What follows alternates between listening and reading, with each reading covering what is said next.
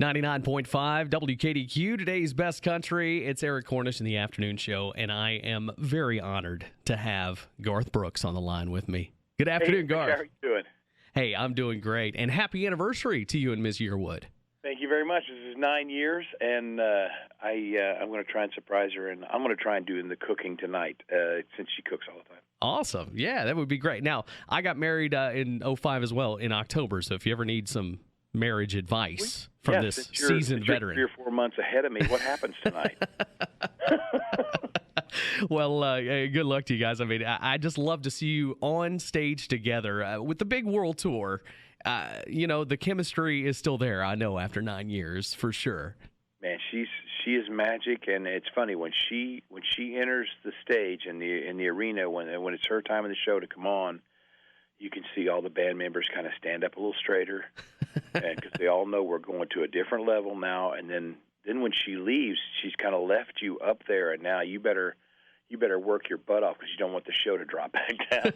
So it's great. She challenges me, and my thing is I hope I challenge her back. Well, speaking of challenging, I talked to you probably 30 minutes before you went on stage in Chicago. We were backstage, and this was the first night. And I know you admittedly were a little bit nervous. So now so now that you've got a few shows under your belt, are you back in the groove? Are you feeling like you did on the last World Tour? Yeah, I mean, you still get nervous. I hope there's never a show where you don't, but it's more, the word now becomes anxious. It's just like wanting to get out there and wanting to find out how it's going to go and all this stuff. Where the first night in Chicago, man, I looked over. Well, you were there. I mean, I looked over at Ms. Yearwood and I said, "Man, are you scared?" She goes, "I'm scared to death." And I said, "Me too." And it was just really weird. But you get out there, and I would like to say I remembered any of the first show. I really don't. But the second show, I can tell you everything about, and every show since then. You start to feel, okay, I remember this. Oh, this feels good. Oh, that doesn't feel that great. And it just is all these things, and you start to put them in your head. Now we're 8 cities in, 50 shows in, and this thing is just starting to crack open. Now you can start to see some light, and you're starting to kind of catch up, if that makes any sense. I got you. So you're gonna finish off the year in Little Rock coming up this week, and you got big shows going on sale, Detroit and Pittsburgh coming up, and then you get kind of back to home, I guess, first of the year there in Tulsa, huh? Yeah, this will be good. So it'll kind of extend the Christmas break because you get to go to the place that you spent the last 14 years of your life. So you'll see the great thing that I can't wait to see. There's a lot of friends that we made that never had seen us as a musician or an artist. They know us as somebody totally different. So watching their faces that night up on stage, I think I'm going to get to see a lot of reactions that I wasn't expecting because, we did this thing for the Win for television, for a TV special, and I got 1,000 calls from people going, "Hey, I didn't know you were so funny." And they know a totally different Garth back there because, you just work together with them in the fields or whatever.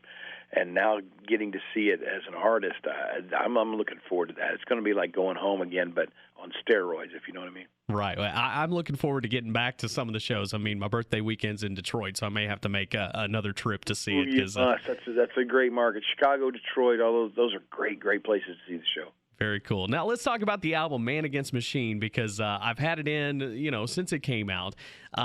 Something different on this one that I was kind of curious about. All your other albums, have not had a track on the album as the title. This is the first time you've ever done that in your entire career. What's the significance of that? It worked backwards. So the album was always titled Man Against Machine. But as we're cutting this thing, you're starting to realize how much the music is up against. It's in the 14 years being away and then dropping you back in, what you're seeing is there's a lot of companies making money off music that think they're doing music a favor. So music's uphill. They got a hard battle to fight, to stay sincere, to pay its songwriters, all this stuff. And so you started realizing not only is it Man Against Machine for this whole record, but there probably should be a song that leads it off talking about that as well. So it's funny. Most of the times the album titles come from the songs, but this time the song came from the album title. Very cool. And, of course, the song that everyone's talking about right now, the current single that our top request here at WKDQ is Mom. And I mean, who can't relate to a song like that? And I know as much passion and love as you had for your mother, I mean, that's got to come through. And the songwriters kind of spoke through you here. Yeah, I mean, it's crazy. There's songs in my past like The Dance that I didn't have anything to do with writing, but it is my song. I love and worship that song. And it's funny, Mom, I didn't have anything to do with writing it, but the second I heard it, it became mine. I love and worship that song.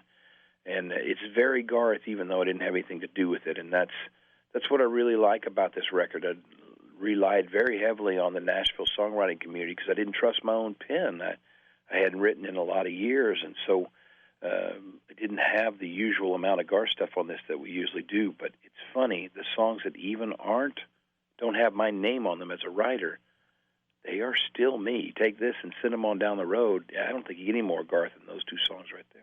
No, absolutely not. And you want to talk about two that, have made everyone in my family cry, that's for sure. And they will be, a big part of Christmas this year, I guarantee you that. Oh, sweet. Anytime music can be a part of getting together, that's what it's all about. Absolutely. Well, let me throw some other questions at you real quick, just okay. real quick, rapid fire things. Out of all the albums, what's your favorite album cover of all time? Oh, album cover. That's tough. Tough. I'm going to have to go with, I'm going to pick the one that's out right now, Man Against Machine, because if you know me, I'm the farthest thing from a badass you've ever met, but I got to look like a badass on this cover. You did. I will admit that. That was pretty good. I like that one. I was always a fan of the Fresh Horses. For some reason, I like the eye. Yeah, but, the face within the eye, looking back at yourself. I thought that was a pretty neat statement for that time. Pretty cool. How about the song that was never a single and should have been? Alabama Clay, off that first record. We still play it live. I get so many requests for Alabama Clay. Love it. We had the George Jones beer run that was going to be a single, right? And then, 9/11 happened. Right.